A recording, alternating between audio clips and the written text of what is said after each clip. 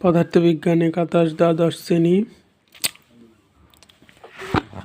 আমরা শুরু করছি প্রথম অধ্যায় ভৌত জগৎ ও পরিমাপ। ভৌত জগতের প্রকৃতি। ভৌত জগতের প্রকৃতি প্রথমেই বলছে যেখানে আমরা আছি, যে কারণে আছি, যা পঞ্চেন্দ্রিয় দ্বারা অনুভব করছি বা আমাদের অনুভূতির বহির্ভূত যা কিছু অস্তিত্বশীল রয়েছে তাই জগৎ। জগতের এই ধারণা আমাদের ভৌত জগৎকে বুঝতে সাহায্য করবে। যে কোনো বিষয় সম্পর্কে ধারণা স্পষ্ট হবার অর্থ তার অস্তিত্ব, আর অস্তিত্বের কারণ সম্পর্কে ধারণা দেয় সেই জিনিসের ধর্ম বা বৈশিষ্ট্য। জগতের শ্রেণীবিভাগ দুটি, একটি ভৌত জগৎ আর অপরটি জীব জগৎ। জগৎকে দুই ভাগে ভাগ করা হয়েছে, একটা হলো ভৌত জগৎ আর একটা হলো জীব জগৎ। আর যার জীবন নেই তা নিয়ে যে জগৎ তার নাম ভৌত জগৎ, অর্থাৎ জড় জগৎ, অর্থাৎ ইট পাথর লোহা সোনা মাটি ইত্যাদি নিয়ে যে জগৎ তা হলো ভৌত জগৎ।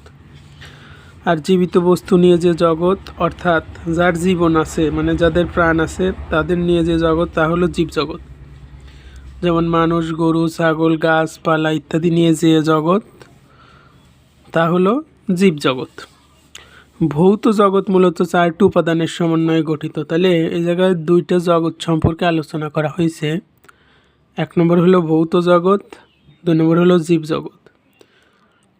এখন ভৌত জগতের মূলত চারটি উপাদানের সমন্বয়ে তৈরি। ভৌত জগৎ মূলত চারটি উপাদানের সমন্বয়ে তৈরি। সেগুলো হলো, উপাদান নাম্বার এক হলো স্থান।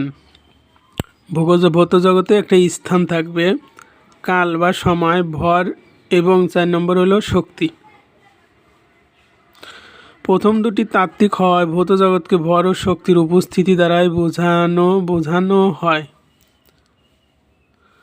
এক্ষেত্রে ভর ও শক্তি একই সূত্রে গাঁথা, কারণ আমরা জানি বিখ্যাত বিজ্ঞান আইনস্টাইনের তার সেই বিখ্যাত সমীকরণ E=mc² সমীকরণ, এখানে দেখা যাচ্ছে যে শক্তি সমান ভর গুণন আলোর বেগের বর্গ। প্রথম দুটি তাত্ত্বিক হয়। ভৌত জগৎকে ভর ও শক্তির উপস্থিতি দ্বারাই বোঝানো হয়।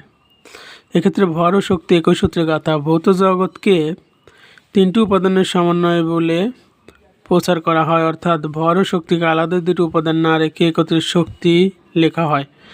ভৌত জগৎ বিশাল ও বৈচিত্র্যপূর্ণ, মানে অনেক ডাইভার্সিফাই এই ভৌত জগৎটা। বিষয়টি নিয়ে গবেষণা করতে গিয়ে মানুষ তো উপলব্ধি করেছে।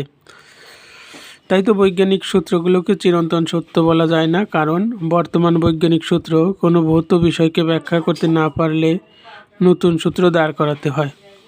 উদাহরণস্বরূপ, গ্যালিলিও রূপান্তরকে পরিবর্তনকারী লরেন্জ রূপান্তরে পরিণত করতে হয়েছে।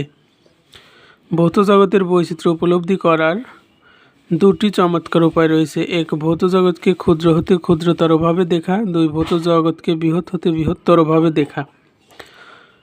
ক্ষুদ্র হতে ক্ষুদ্রতরভাবে দেখার অর্থ, কোনো বস্তুকে ভেঙে পাওয়া যায় অণু, অণুকে ভেঙে পাওয়া যায় পরমাণু, আবার পরমাণুকে ভেঙে পাওয়া যায় স্থায়ী কণিকা, কণিকাকে ভেঙে পাওয়া যায় কোয়ার্ক, কোয়ার্ককে ভেঙে পাওয়া যায় শক্তিগুচ্ছ আর কত কী।